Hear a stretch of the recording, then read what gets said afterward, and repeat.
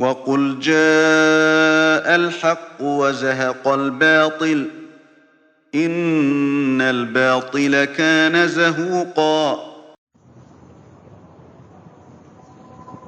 إن الحمد لله نحمده ونستعينه ونستغفره ونعوذ بالله من شرور أنفسنا ومن سيئات أعمالنا. من يهده الله فلا مضل له ومن يضلله فلا هادي له. وأشهد أن لا إله إلا الله وحده لا شريك له وأشهد أن محمدا عبده ورسوله. يا أيها الذين آمنوا اتقوا الله حق تقاته ولا تموتن إلا وأنتم مسلمون. يا أيها الناس اتقوا ربكم الذي خلقكم من نفس واحدة وخلق منها زوجها وبث منهما رجالا كثيرا ونساء واتقوا الله الذي تساءلون به والأرحام إن الله كان عليكم رقيبا. يا أيها الذين آمنوا اتقوا الله وقولوا قولا سديدا يصلح لكم أعمالكم ويغفر لكم ذنوبكم ومن يطع الله ورسوله فقد فاز فوزا عظيما.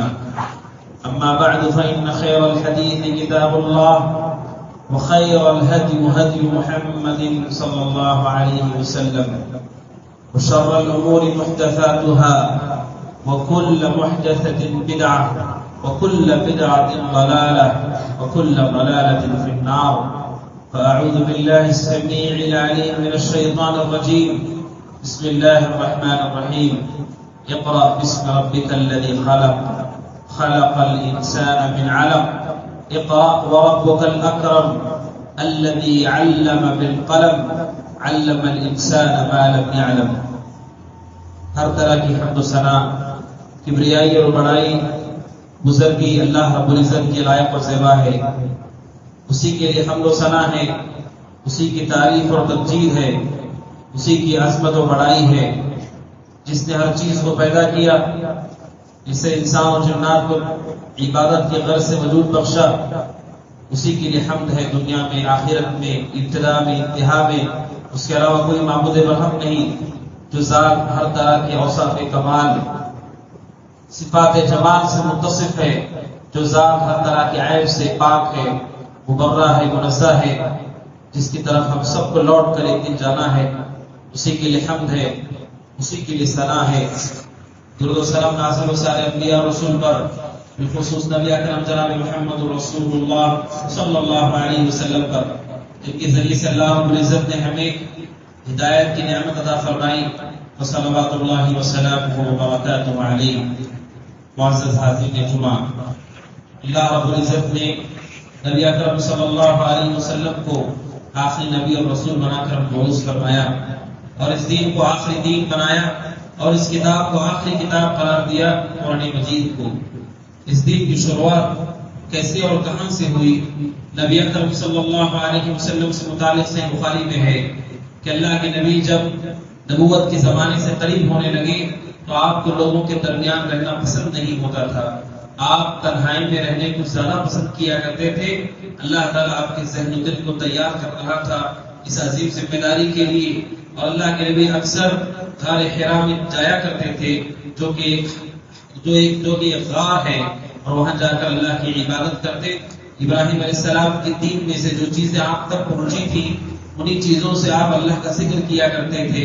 وہاں سے غار حرا سے اللہ تبارک و تعالیٰ نے شریعت کا آغاز کیا اور وحی کا نزول سب سے پہلے غار حرا میں نبی اکرم صلی اللہ علیہ وسلم پر ہوا اور وہ روشنی کائنات کے کونے کونے تک پہنچی کہ اللہ کے نبی عبادت میں مصروف تھے. حضرت جبریل علیہ السلام اللہ کے نبی کے پاس گئے اور اللہ کے نبی آپ کو دیکھ کر ڈر گئے اور وہاں پر حضرت جبریل علیہ السلام نے قرآن مجید سورہ علق کی وہ آیتیں اللہ کے نبی کو سکھائی اور بتائی جو میں نے آپ کے سامنے پڑھی. سب سے پہلی وحی قرآن کی اقرأ بسم ربک الذی خلق. اے اللہ کے نبی پڑھیے بسم ربک الذی خلق، اس رب کے نام سے جس نے پیدا کیا ہے. اقرأ بسم ربک الذی خلق خلق الانسان من علق. پڑھیے جس نے انسان کو علق سے پیدا کیا. خلق الانسان من علق اقرأ وربک الاکرم. پڑھیے آپ کا رب بڑا ہی عزت والا ہے. الذی علم بالقلم، جس نے قلم کے ذریعے سے علم دیا ہے. علم الانسان ما لم يعلم، اور انسانوں کو وہ چیزیں بتائی ہیں جن کا انہیں علم نہیں تھا. سب سے پہلے وحی سورۃ العلق کی ابتدائی آیتیں نبی پر نازل کی گئی. ان آیتوں میں اللہ تبارک و تعالیٰ کی تخلیق اور دوسری نعمت علم کا ذکر کیا گیا. یہ دو بڑی نعمتوں کا ذکر سب سے پہلی وحی میں کیا گیا. آپ پڑھیے اس رب کے نام سے جس نے انسانوں کو پیدا کیا ہے. یہ اللہ تبارک و تعالیٰ کی خصوصیت بتائی گئی کہ اللہ ہی ہے جو ساری چیزوں کو پیدا کرنے والا ہے. اور دوسری صفت بتائی گئی اللہ تعالیٰ کی الذی علم بالقلم، جس نے علم دیا انسانوں کو قلم کے ذریعے سے. انسانوں کی تخلیق کے بعد سب سے عظیم اللہ تبارک و تعالیٰ کی صفت علم کا وہاں ذکر کیا گیا کہ پڑھیے سب سے پہلی وحی کے علم کا اللہ تعالیٰ ذکر کر رہا ہے. اور انسانوں کی تخلیق کے بعد سب سے بڑی چیز جس کا ذکر کیا گیا ہے وہ علم ہے. انسانوں کی تخلیق اور علم کو ایک ساتھ ذکر کیا گیا اللہ کی وحی پہ. ایسا کیوں ہے؟ اہل علم کہتے ہیں کہ اللہ تعالیٰ نے انسانوں کو پیدا کیا ہے، لیکن انسان زمین میں آنے کے بعد کیسے زندگی گزاریں گے، انہیں کیا کرنا ہے اور کیا نہیں کرنا ہے، اور کیسے اپنے مقصد تک پہنچنا ہے اور کیسے اللہ کو راضی کرنا ہے، یہ ساری چیزیں منحصر ہیں اللہ کے دین کے علم پر. کہ اگر ان کے پاس علم ہوگا تبھی وہ صحیح راہ پر آ سکتے ہیں. اسی لیے اللہ تعالیٰ نے انسان کی تخلیق کے ساتھ علم کا ذکر کیا. بلکہ سورۃ الرحمن میں انسانوں کی تخلیق سے پہلے علم کو ذکر کیا گیا. الرحمن علم القرآن خلق الانسان، سب سے پہلے رحمان کا ذکر کیا گیا. پھر کہا گیا علم الانسان، جس نے انسانوں کو تعلیم، علم القرآن، انسانوں کو سکھایا، بولنا سکھایا، پڑھنا سکھایا. خلق الانسان، انسان کو پیدا کیا. یعنی انسان کی تخلیق سے پہلے اللہ نے علم کا ذکر کیا.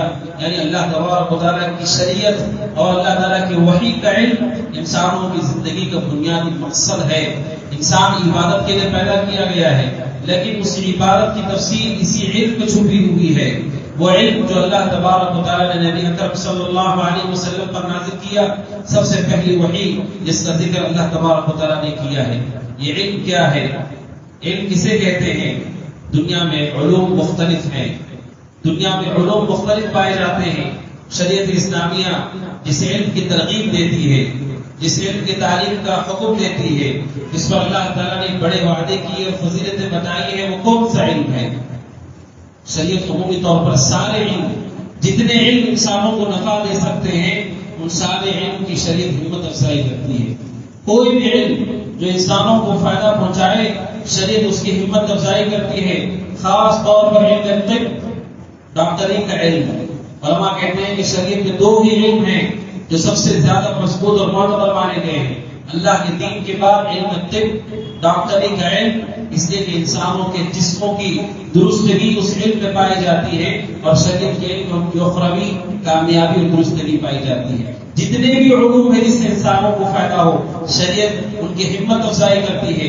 لیکن سب سے اہم اور ضروری علم جس کا ہمیں حکم دیا گیا ہے، جس کی ہمیں تعلیم دی گئی ہے، جس کی اختیار کرنے کی ترغیب دی گئی ہے، وہ اللہ کے دین کا علم ہے. اللہ کا دین کیا ہے؟ جو اللہ تعالیٰ نے وحی کے ذریعے سے قرآن کی شکل میں اور وحی کے ذریعے سے سنت کی شکل میں نازل کیا ہے. یہ اصل علم ہے جس کا حکم دیا گیا سارے لوگوں کو، اور لوگوں کو ترغیب دی گئی کہ اس کو اختیار کریں. کیوں؟ کیونکہ دنیا کے جتنے علم ہیں وہ آپ کو مقصد سے نہیں جوڑ سکتے. آپ صحت مند ہیں، آپ اپنے مقصد پر کیسے کام کریں گے؟ آپ تاجر ہیں، اپنے مقصد پر کیسے کام کریں گے؟ آپ انجینئر ہیں، اپنے مقصد پر کیسے کام کریں گے؟ دنیا کے جتنے علم ہیں وہ دنیا میں رہنے کو آسان کرتے ہیں، لیکن مقصد نہیں بتاتے، مقصد کی طرف نہیں لے جاتے، اور آپ کو اللہ تبارک و تعالیٰ کیسے راضی ہوگا یہ نہیں بتاتے. ایک ہی علم ہے جو آپ کو یہ بتاتا ہے کہ اللہ تبارک و تعالیٰ کس چیز سے راضی ہوتا ہے، آپ کی زندگی کا مقصد کیا ہے، اللہ تعالیٰ نے آپ کو کیوں پیدا کیا ہے. وہ شریعت اور دین کا علم ہے. اس دین کے علم کو سب سے زیادہ مقدم کیا گیا ہے کہ ہم میں سے ہر شخص اللہ تبارک و تعالیٰ کے دین کو سیکھے. نبی اکرم صلی اللہ علیہ وسلم نے فرمایا طلب العلم فریضۃ علی کل مسلم، علم کا حاصل کرنا ہر مسلمان پر فرض ہے. افسوس کی بات یہ ہے کہ شریعت کے دیگر جو فرائض ہیں اس میں سے نماز ہے، نماز کی پابندی کرنے والے کچھ لوگ آپ کو ملیں گے. شریعت نے نماز کو فرض کیا ہے، والدین کی اطاعت کو فرض کیا ہے، آپ کو اطاعت کرنے والے لوگ ملیں گے جو والدین کی اطاعت کرتے ہیں۔ اسی طرح اللہ نے دین کے علم کو فرض کیا ہے، لیکن افسوس کی بات یہ ہے کہ اس کو ادا کرنے والے تھوڑے ہی لوگ آپ کو ملیں گے جو اللہ کے دین کو حاصل کرنا ایک فریضہ اور ایک اللہ کی طرف سے آئی ذمہ داری سمجھتے ہیں۔ وقت پر نماز ادا کرنے والوں کو یہ جاننا چاہیے، والدین کی اطاعت کرنے والوں کو یہ جاننا چاہیے جیسے یہ آپ پر فرض ہے، اللہ کے دین کا علم حاصل کرنا بھی آپ پر فرض ہے۔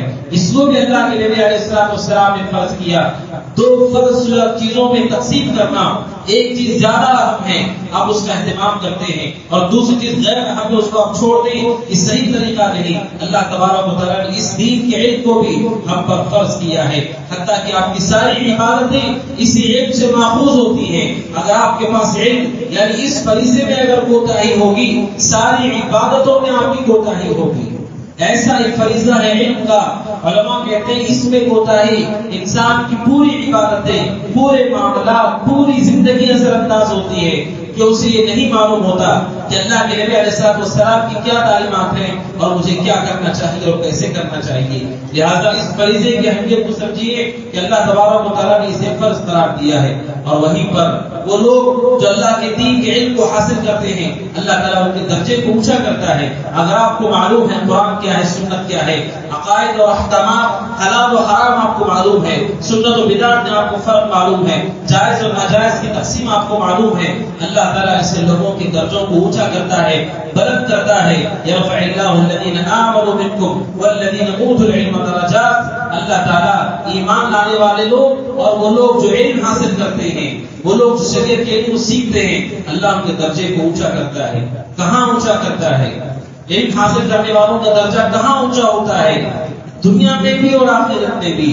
اگر آپ اپنے گھر میں سب سے زیادہ دین کو جاننے والے ہیں، آپ سارے گھر والوں کے نزدیک محترم ہیں، آپ اپنے علاقے میں سب سے زیادہ دین جاننے والے ہیں، آپ پورے علاقے کے نزدیک محترم ہیں، شریعت کا علم اہل ایمان کا آپ کو اونچا درجہ دیتا ہے کہ لوگوں کو معلوم ہے ہمارا فلاں ساتھی وہ ہے جس کے پاس شریعت کا علم موجود ہے، لہٰذا وہ آپ کو عزت و احترام کی نگاہ سے دیکھتے ہیں۔ یہ اللہ کی طرف سے ایک کام ہے کہ دنیا میں ان کا درجہ عام لوگوں کے درجے کی طرح نہیں ہوتا، لوگ ان کی طرف رجوع کرتے ہیں، لوگ ان سے پوچھتے ہیں، لوگ ان کی طرف آتے ہیں۔ یہ اللہ کی طرف سے دنیاوی درجہ ہے، اور اخروی درجہ یہ ہے کہ اللہ تبارک و تعالیٰ نے علم والے لوگوں کو عام لوگوں کی طرح نہیں رکھا ہے۔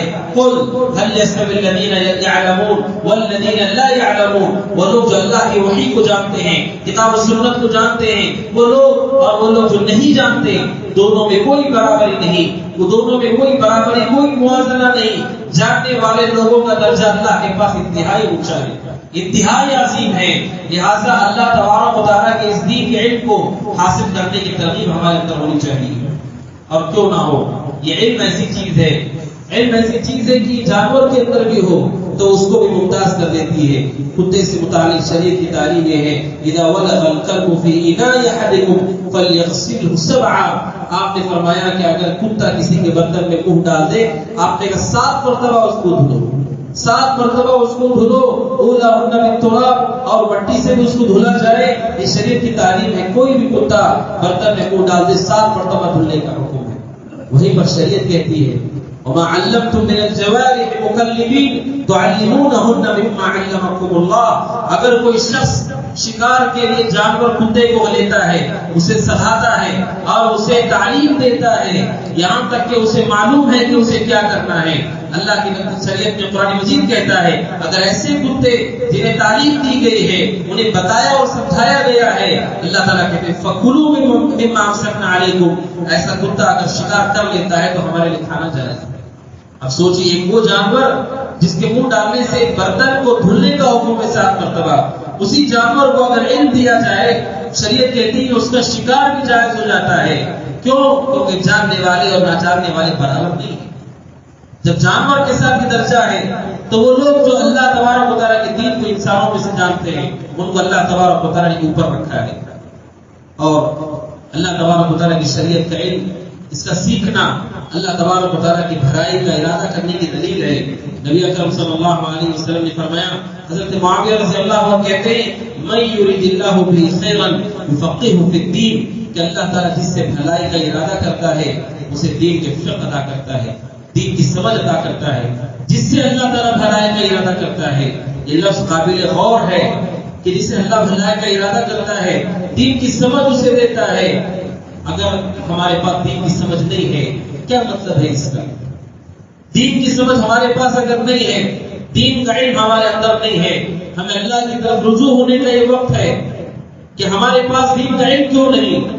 کیونکہ اللہ کے نبی نے فرمایا اس سے اللہ بھلائی کا ارادہ کرتا ہے، اللہ اسے دین کا علم دیتا ہے۔ ہمارے پاس دین کا علم نہیں، اللہ کی طرف رجوع ہو جائیے۔ کہیں ایسا تو نہیں کہ ہم ان لوگوں میں سے ہیں جن سے اللہ نے بھلائی کا ارادہ نہیں کیا ہے۔ جن سے بھلائی کا ارادہ ہوتا ہے اللہ انہیں دین کا علم عطا کرتا ہے۔ یہ اللہ تبارک و تعالیٰ کے ہمارے ساتھ اچھے ارادے کی دلیل ہوتی ہے کہ اللہ تعالیٰ کسی کی توفیق دے۔ اسی لیے علماء کہتے ہیں اگر کوئی شخص اللہ کے دین کو سیکھنے کا شوقین ہوتا ہے، اللہ کے دین کو سیکھنے کی طرف رکھتا ہے، اس کے لیے کوشش اور محنت کرتا ہے، اس کے لیے علماء سے رجوع کرتا ہے، تو جان لیجیے کہ اس کے اندر خیر ہے، ہر حال میں اس کے اندر بھلائی ہے۔ سماج کا وہ شخص جو عام لوگوں سے ہٹ کر دین سیکھنے کا شوق پیدا کرتا ہے، اس کے اندر طلب ہوتی ہے، اس کے اندر بھلائی موجود ہے۔ اس کی دلیل ہے اس لیے کہ اللہ تعالیٰ اس شخص سے دین کی توفیق دیتا ہے جس سے اللہ تعالیٰ بھلائی کا ارادہ کرتا ہے۔ یہ اللہ کے نبی علیہ السلام نے بیان فرمایا۔ اور دین علم کی حاجت کتنی ہے، کتنی شدید ضرورت ہے اللہ کے دین کے علم کی۔ امام احمد بن حنبل کہتے ہیں رحمۃ اللہ علیہ، لوگوں کو دین کے علم کی ضرورت کھانے اور پینے سے زیادہ ہے۔ اگر آپ کھانا اور پینا چھوڑ دیں، اس کا ایک انجام بہت زیادہ بڑا ہو سکتا ہے کہ ہماری موت ہو جائے گی، لیکن دین کا علم ترک کر کے ہماری پوری آخرت تباہ ہو سکتی ہے، ہماری پوری آخرت برباد ہو سکتی ہے۔ آج آپ امت میں لوگوں میں جو بھی خرابی اور بگاڑ دیکھتے ہیں، اس کی بنیادی وجہ علم کی ہے۔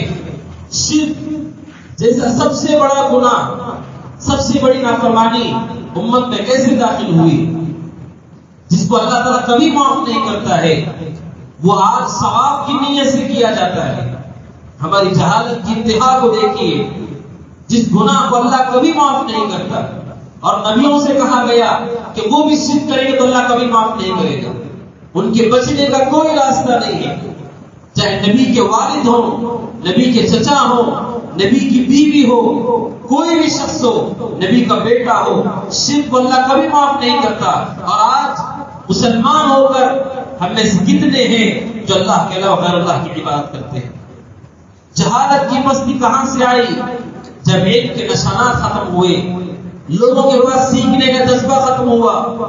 صرف اس امت کی بات نہیں، سب سے پہلے شرک حضرت نوح کی قوم میں داخل ہوا۔ عبداللہ بن عباس کہتے ہیں رضی اللہ تعالیٰ عنہما، صحیح بخاری کی روایت ہے، کیسے حضرت نوح کے زمانے میں شرک ہوا۔ آدم علیہ السلام سے لے کر حضرت نوح تک 10 صدیاں تھیں، 10 نسلیں تھیں، کبھی کسی نے اللہ کے ساتھ شرک نہیں کیا۔ نافرمانی پائی جاتی تھی، گناہ پایا جاتا تھا، لیکن شرک جیسا گناہ کبھی نہیں کیا گیا۔ لوگوں کو یہ معلوم تھا کہ شرک اگر کریں گے تو اللہ تعالیٰ کبھی معاف نہیں کرے گا۔ عبداللہ بن عباس کہتے ہیں جب حضرت نوح کا زمانہ آیا اور اس زمانے کے سب سے نیک 5 لوگوں کا انتقال ہو گیا، ود، سواع، یغوث، یعوق اور نصر۔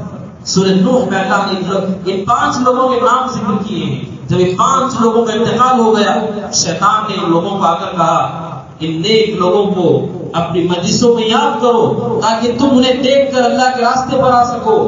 ان کے مجسمے بنائے گئے، ان کی مورتیاں بنائی گئی، اور مجلسوں میں ان مورتیوں کو رکھا گیا، اور لوگ انہیں دیکھ کر یاد کرتے تھے کہ ہمارے جیسے انسان تھے لیکن کتنی اللہ کی وہ عبادت کرتے تھے۔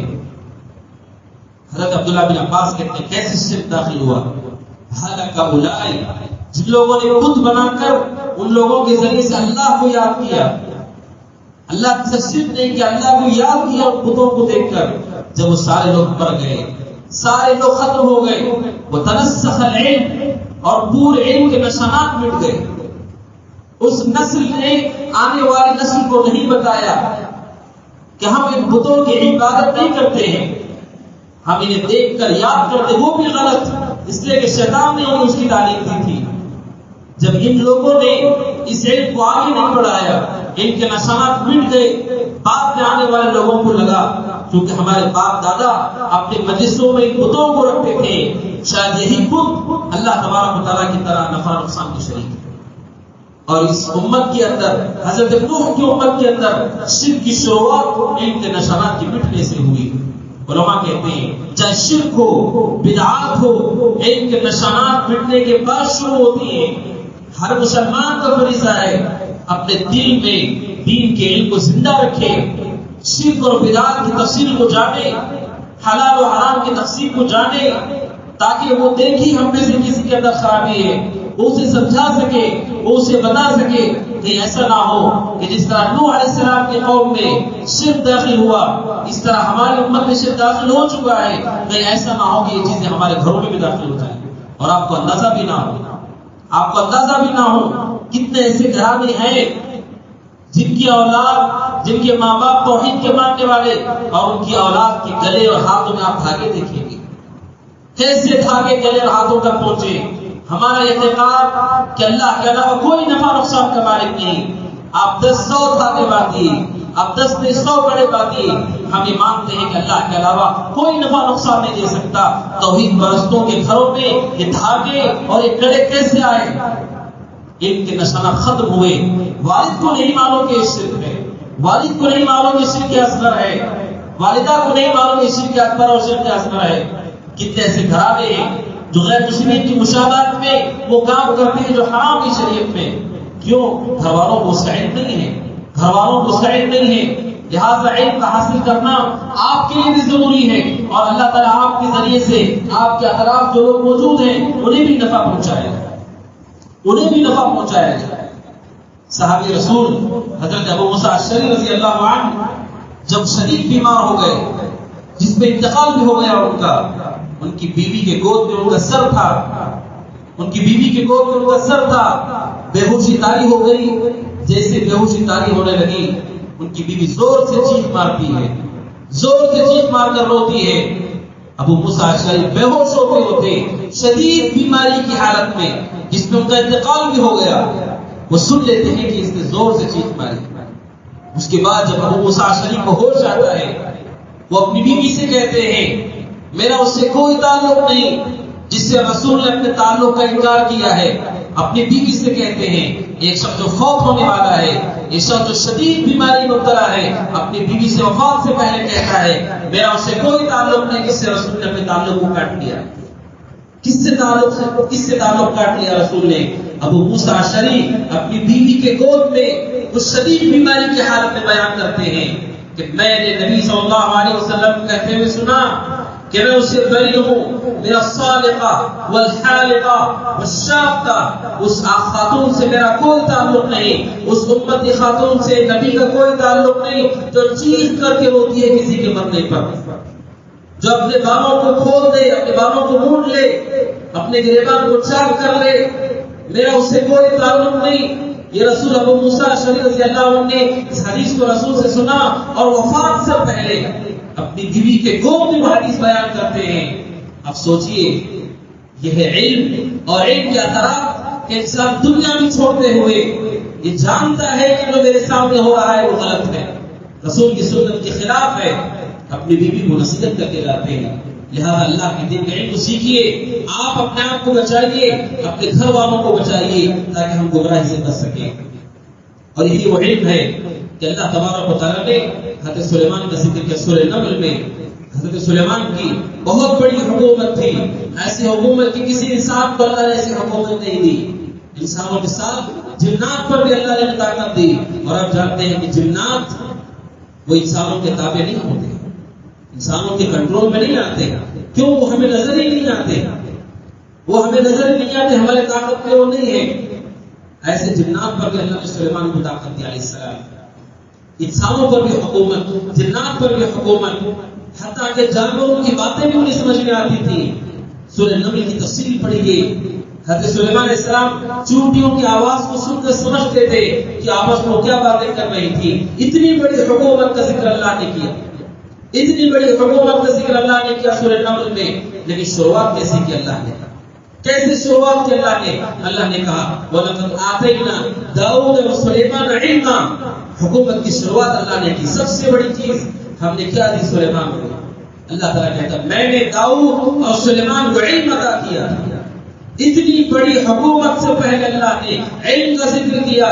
آپ کتنی بڑی حکومت بھی کر رہے ہوں، آپ کے پاس علم نہیں، آپ کا انجام ہوگا کوئی ضمانت نہیں. آپ کے پاس علم ہے، آپ غریب بھی ہیں، تب بھی آپ کی کامیابی پکی ہے. اتنی بڑی حکومت کا ذکر کرنے سے پہلے اللہ نے علم کا ذکر کیا، کیونکہ یہ سب سے عظیم دولت اللہ تعالیٰ کی. اس کے ذریعے سے آپ کو معلوم ہوگا صحیح اور غلط کیا ہے. اور پورے قرآن مجید میں ایک ہی ایسی نعمت ہے جس کے بارے میں نبی سے کہا گیا آپ اللہ سے زیادہ مانگیے. ایک رسول کو تعلیم دی جائے، نبی کو تعلیم دی جائے، دعا کرنے کے لیے ان سے کہا جائے. ایک تو رسول دعا کرے اپنے لیے، اور دوسرا رسول کو تعلیم دی جائے کہ آپ دعا کیجیے، اور اس کے لیے کہا جائے قل، آپ کہیے ایسے اور مانگیے اللہ سے. یہ بتاتا ہے کہ کتنی اہم یہ چیز ہے کہ اللہ تعالیٰ خود نبی کو سکھا رہا ہے آپ کو یہ چیز مانگنی چاہیے. کیا ہے وہ چیز؟ وَقُلْ رَبِّ زِدْنِي عِلْمًا. ایک ہی چیز جس کے بارے میں قرآن نبی کو سکھاتا ہے، آپ اللہ سے زیادہ مانگیے، مسلسل بڑھوتری مانگیے، وہ اللہ کے دین کا علم ہے. وَقُلْ رَبِّ زِدْنِي عِلْمًا. اے اللہ میرے علم میں تو اضافہ فرما. کیوں؟ کیونکہ اسی علم کے ذریعے سے حق و باطل میں فرق ہوتا ہے. آپ عبادت گزار ہیں، آپ عبادت کرتے ہیں، تلاوت کرتے ہیں، اذکار پڑھتے ہیں، لیکن آپ کو نہیں معلوم کہ عبادتیں زبان سے بھی ہوتی ہیں، دل سے بھی ہوتی ہیں، بدن سے بھی ہوتی ہیں. شرک زبان سے بھی ہوتا ہے، بدن سے بھی ہوتا ہے، دل سے بھی ہوتا ہے. اگر آپ کو اس کی تفصیل نہیں معلوم، آپ کیسے اپنے ایمان کی حفاظت کریں گے؟ کیسے آپ اپنے اعمال کی حفاظت کریں گے؟ تو میرے بھائیوں، اللہ کے نبی کو اس کی تعلیم دی گئی، اللہ کے نبی کو سکھایا گیا. اور یہ ایک ایسی چیز ہے، اتنی عظیم چیز ہے کہ اللہ تبارک و تعالیٰ نے نبی کو کیا حکم دیا. سورہ کہف میں اللہ نے اس کی تفصیل ذکر کی. ہم میں سے ہر شخص ہر جمعہ کو سورہ کہف پڑھتا ہے. سورہ کہف میں ایک اہم تعلیم جو نبی کو دی گئی، رسول کو دی گئی، اس وقت زمین پر سب سے بڑے نبی اور رسول حضرت موسیٰ علیہ السلام. اس موقع پر کیا تعلیم دی گئی؟ صحیح بخاری کی روایت عبداللہ بن عباس کہتے ہیں موسیٰ علیہ السلام اپنی قوم کے لوگوں کے درمیان خطبہ دے رہے تھے. کسی نے ان سے سوال کیا من اعلم اہل الارض، اے موسیٰ اس زمین پر سب سے زیادہ اللہ کے دین کا کسے علم ہے؟ کون سب سے زیادہ علم والا ہے؟ موسیٰ علیہ السلام نے کہا میں. موسیٰ علیہ السلام نے کہا میں، جبکہ کہنا تھا اللہ اعلم، اللہ تعالیٰ سب سے زیادہ جانتا ہے. انہوں نے کہہ دیا میں. اللہ تعالیٰ نے موسیٰ کو وحی کی میرا ایک بندہ مجمع البحرین میں رہتا ہے، اس کے پاس جاؤ اور اس سے علم حاصل کرو. حضرت خضر علیہ السلام وہاں رہتے تھے. موسیٰ علیہ السلام نبی اور رسول ہوتے ہوئے سفر کرتے ہیں، سفر کی مشقت کو برداشت کرتے ہیں اور ان کے پاس جاتے ہیں اور ان کے پاس وہ علم سیکھتے ہیں جو موسیٰ کے پاس بھی نہیں تھا.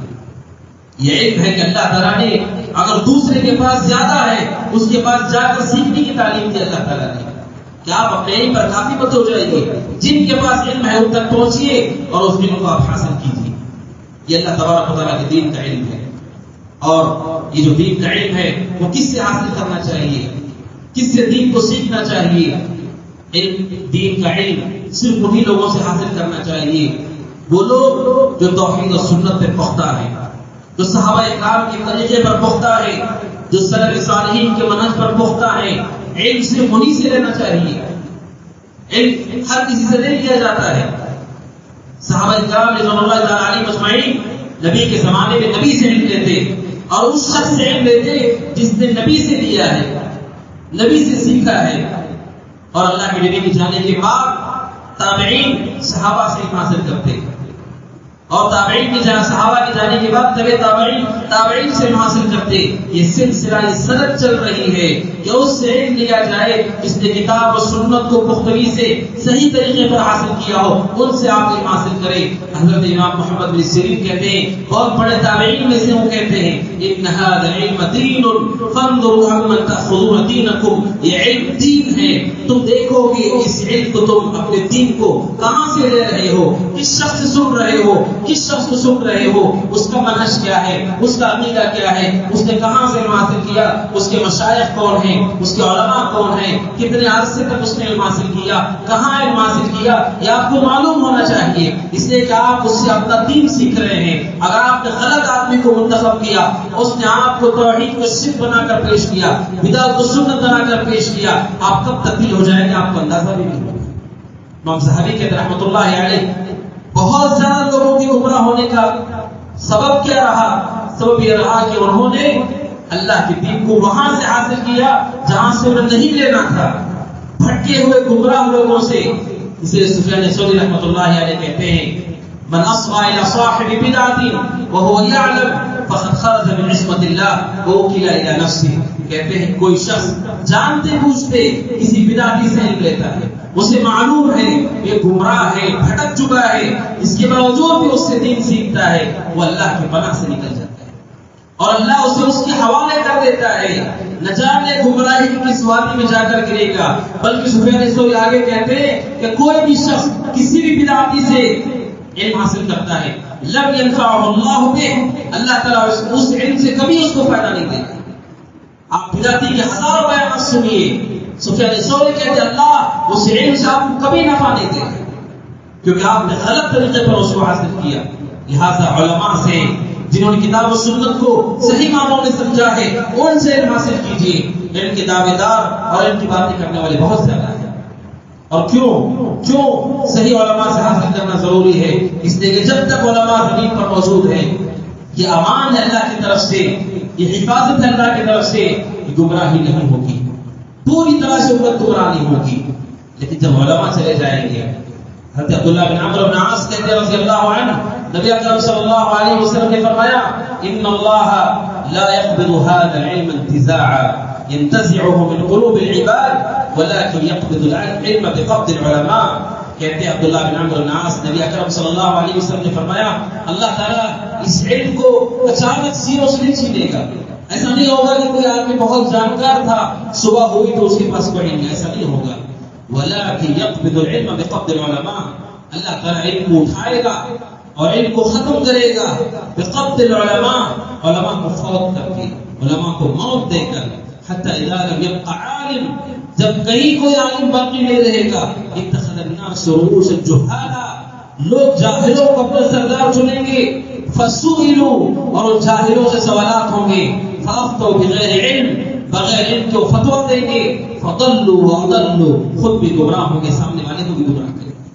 جب تک یہ علماء ہیں، جب تک صحیح معنوں میں جنہوں نے سلف صالحین کے منہج پر علم حاصل کیا ہے وہ موجود ہیں، یہ اللہ تعالیٰ کی طرف سے نعمت ہے کہ پوری طرح گمراہی نہیں جائے گی۔ جب یہ سارے زمین سے ختم ہو جائیں گے، پھر اس کے بعد امت کی طرف جہالت کا ایک عام سلسلہ شروع ہو جائے گا۔ اس لیے نبی اکرم صلی اللہ علیہ وسلم نے فرمایا لا تقوم الساعہ، قیام اس وقت قائم نہیں ہوگی۔ کب تک؟ یہاں تک کہ آپ نے فرمایا یرفع العلم، اللہ تعالیٰ علم کو اٹھا لے گا اور جہالت عام ہو جائے گی، جہالت عام ہو جائے گی۔ اور آج ہم اپنے آنکھوں سے دیکھ رہے ہیں کیسی جہالت، کیسی بدعات، کیسے خرافات، اور ہر دن ایک نظریہ، ہر دن ایک بات، ہر دن ایک رائے اللہ تبارک و تعالیٰ کے دین کے حوالے سے۔ اس موقع پر اللہ کے نبی نے خوشخبری دی ہے، وہ لوگ جو صحیح معنوں میں علم حاصل کرتے ہیں اور اس پر قائم ہے، ان کے لیے اللہ کے نبی نے خوشخبری دی۔ آپ نے فرمایا بدأ الاسلام غریبا وسيعود غریبا، آپ نے فرمایا اسلام جب شروع ہوا تب اجنبی تھا، نبی کی تعلیمات اجنبی تھی، لوگ انہیں نہیں جانتے تھے۔ آپ نے فرمایا وسيعود غریبا، اور ایک زمانہ پھر ایسا آئے گا کہ پورے لوگوں میں شریعت کا علم اجنبی ہو کر رہ جائے گا۔ آپ انہیں سنت بتائیں گے، نہ انہوں نے سنا ہوگا، ان کے باپ داداؤں نے سنا ہوگا، وہ کہیں گے ہم نے کبھی سنا نہیں اس کو، کبھی لوگوں کو کرتے ہوئے نہیں دیکھا۔ کہ اللہ کے نبی نے پیشن گوئی کی کہ ایسا زمانہ آئے گا کہ جس طرح شریعہ اسلام کی شروعات میں اسلام اجنبی تھا، بعد میں جا کر پھر اجنبی ہوگا۔ آپ نے کہا فطوبى للغرباء، ان لوگوں کے لیے، ان اجنبیوں کے لیے خوشخبری ہے جو ایسے سماج اور ایسی زمین پر رہ کر قائم رہیں گے اس علم پر، اور کہا آپ نے فرمایا الذین یصلحون ما افسد الناس من سنتی، ان لوگوں کے لیے خوشخبری ہے جو اس وقت نہ رہ کر لوگوں نے جو سنتیں بگاڑ دی ہیں ان سنتوں کو صحیح کرے گی، ان سنتوں کو صحیح کریں گے، لوگوں کو صحیح چیز کی تعریف دیں گے۔ یہ نبی اکرم صلی اللہ علیہ وسلم نے خوشخبری ہمارے لیے بیان کی ہے۔ اور یہ جو علم ہے، اس علم کی ایک بہت بڑی خوبی ہے میرے بھائیوں کہ یہ علم آپ کے مرنے کے بعد بھی آپ کے لیے نیکیوں کا ایسا دروازہ ہے جو بند نہیں ہوگا۔ اللہ کے نبی نے فرمایا علیہ الصلوۃ والسلام اذا مات الانسان انقطع عنه عمله، جب انسان مر جاتا ہے اس کا سارے عمل کا دروازہ بند ہو جاتا ہے، سارے عمل کا دروازہ بند ہو جاتا ہے۔ جیسے ہی فوت ہو گیا پھر اس کے بعد نہ کوئی نماز ہے، نہ کوئی مسجد ہے، نہ کوئی قرآن ہے۔ مرنے کے بعد، دفنانے کے بعد کوئی عبادت نہیں، نہ عبادت کی وہ جگہ ہے، نہ اس کا وقت ہے اس کے پاس، الا من ثلاث، سوائے تین چیزوں کی۔ صدقۃ جاریہ، ایسا صدقہ جو باقی رہ جائے اور اس کا ثواب جاری رہے، اور علم ينتفع به، یہ ایسا علم جس سے نفع اٹھایا جائے، جس سے نفع حاصل کیا جائے، اور ولد صالح يدعو له، یا ایسے نیک اولاد جو ہمارے لیے دعا کرے، اپنے ماں باپ کے لیے دعا کرے۔ علماء کہتے ہیں تین چیزیں مرنے کے بعد بھی جاری رہتی ہیں، ان میں سے دو چیزیں صدقہ جاریہ ایسی چیز ہے کہ وقت کے بعد وہ ختم ہو جاتا ہے۔ عمارت ہی عمارت ختم ہو گئی، پانی کا جھرنا تھا وہ سوکھ گیا، کنواں تھا وہ سوکھ گیا، اور اولاد دعا کر رہی تھی ان کی بھی فوت، وہ بھی فوت ہو گئے، وہ بھی مر گئے، وہ سلسلہ ختم ہو گیا۔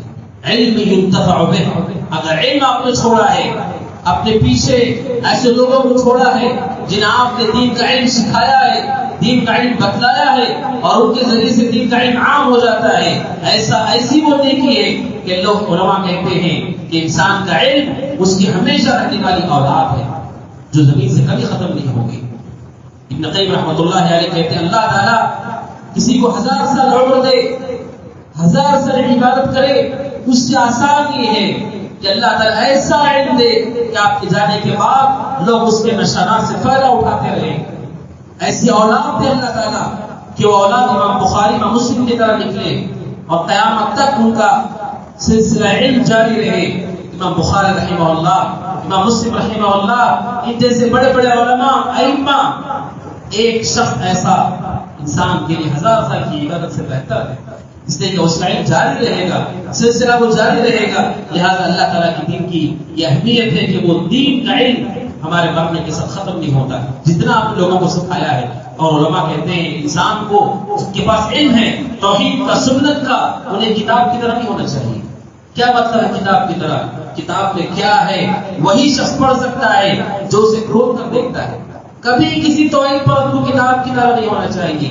آپ جہاں ہیں، جس مجلس میں ہیں، جس جگہ ہیں، جتنا ہو سکتا ہے سنت کا ذکر کیجیے، اللہ کی توحید کا ذکر کیجیے، بدعت کی خطرناکی کا ذکر کیجیے، شرک کی برائی کا ذکر کیجیے۔ جس مجلس میں، جس محفل میں، اور جہاں تک آپ کی آواز جائے، اللہ کے دین کے بارے میں ذکر کرتے رہیے۔ کتاب کی طرح مت ہو جائیے کہ جو آپ سے پوچھتا ہے وہی آپ اسے بتا سکتے ہیں۔ ہمیں کتاب کی طرح نہیں ہونا چاہیے تاکہ اللہ کا دین کا علم نشر ہو، منتشر ہو لوگوں میں، اور لوگ صحیح رہنمائی پا سکیں۔ اور سلف صالحین کہتے ہیں انسان کے لیے، حضرت ابو موسیٰ اشعری رضی اللہ عنہ کہتے ہیں کہ عبداللہ بن مسعود کی مجلس میں دین سیکھنے کے لیے بیٹھنا میرے نزدیک، ایک صحابی ہیں ابو موسیٰ اشعری، وہ کہتے ہیں عبداللہ بن مسعود کی مجلس میں دین سیکھنے کے لیے بیٹھنا میرے نزدیک 1 سال کی عبادت سے بہتر ہے، کیونکہ آپ اس مجلس سے جو دین سیکھ کر اٹھتے ہیں، جو معلومات سیکھ کر اٹھتے ہیں، وہ آپ کی آنے والی زندگی کو سدھارتا ہے۔ آپ سنت پڑھ رہے ہیں، آپ نے اپنا فائدہ کر دیا، وہیں آپ نے دین کا علم سیکھا، وہ آپ کی مسلسل درستگی کرتا رہے گا، مسلسل آپ کا ساتھ دیتا رہے گا۔ ابو ہریرہ رضی اللہ عنہ کہتے ہیں کہ انسان کا علم کا کوئی باب سیکھ لینا 1000 رکعت سے بہتر ہے، 1000 رکعت سے بہتر ہے علم کی کوئی بات سیکھ لینا، اس لیے کہ وہ بات آپ کے ساتھ ہمیشہ رہے گی، ہمیشہ آپ کو صحیح کرتے رہے گی کہ یہ غلط ہے اور یہ صحیح ہے، یہ سنت ہے اور بدعت ہے۔ لہذا جب بھی علم حاصل کرنے کا موقع ہو آدمی کو علم حاصل کرنا چاہیے، اور اس کے لیے وقت کی قربانی، وقت کی قربانی میرے بھائی بڑے افسوس کے ساتھ کہنا پڑتا ہے، بڑے افسوس کے ساتھ کہنا پڑتا ہے کہ دین علم کے لیے وقت کی قربانی ہمارے پاس نہیں ہے، وقت کی قربانی ہمارے پاس نہیں۔ جبکہ آپ سلف کو دیکھیں گے، ان کی کامیابی کی ضمانت دین اور وہ دین علم پر منحصر تھا. انہوں نے اپنی زندگیوں کا ایک وقت علم کے لیے خاص کیا تھا. نتیجہ یہ ہے کہ گمراہیوں سے، بدعات اور خرافات اور غلط کاموں سے محفوظ رہتے تھے. صحابہ کے زمانے سے لے کر آج تک وہ لوگ جو صحیح راستے پر مستقیم ہیں، علم کے لیے ایک وقت نکالتے ہیں. ام سلمہ کہتے رضی اللہ عنہا، اللہ کے نبی نماز فجر کے بعد جو پڑھا کرتے تھے اس میں سے یہ بھی تھا، اللہم انی اسألک علما نافعا ورزقا طیبا وعملا متقبلا. اللہ کے نبی تین دعائیں اللہ سے مانگتے تھے نماز فجر کے بعد، اور یہ تین دعائیں علماء کہتے ہیں انسان کے پوری دن کا ٹارگیٹ ہے اور ہدف ہے. یہ تین چیزیں، اللہم انی اسألک علما نافعا، پہلی چیز اللہ کے نبی مانگتے اے اللہ مجھے علم نافع عطا فرما. علماء کہتے ہیں وہ دن سورج طلوع ہو کر ڈوب جائے، آپ نے کوئی چیز نہیں سیکھی، وہ دن آپ کو گھاٹے کا دن ہے کہ آپ نے کوئی سنت نہیں سیکھی. اللہ کے لیے پہلی چیز مانگتے ہیں اللہ میں علم نافع تجھ سے مانگتا ہوں، اور عمل متقبلا، اور ایسا عمل جو قبول کر لیا جائے، عمل رزق طیبہ پاکیزہ رزق.